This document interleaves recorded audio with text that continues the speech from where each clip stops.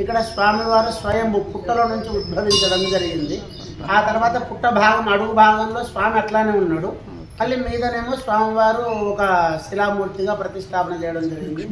ఇప్పటికీ కూడా మనకు అభిషేకాలు కానీ ఏదన్నా జరిగినటువంటి సందర్భంలో కంటిన్యూషన్గా ఒక 7 or 8 hours వాటర్ వస్తూనే ఉంటుంది స్వామి పాదాల దగ్గర నుంచి.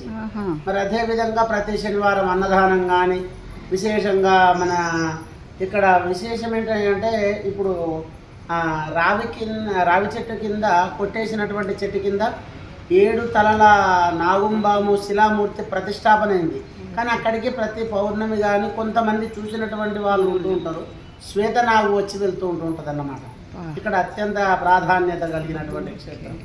ఇదివరకు ఆడవాళ్ళు కూడా లోపలికి రాకపోయే పోదురు.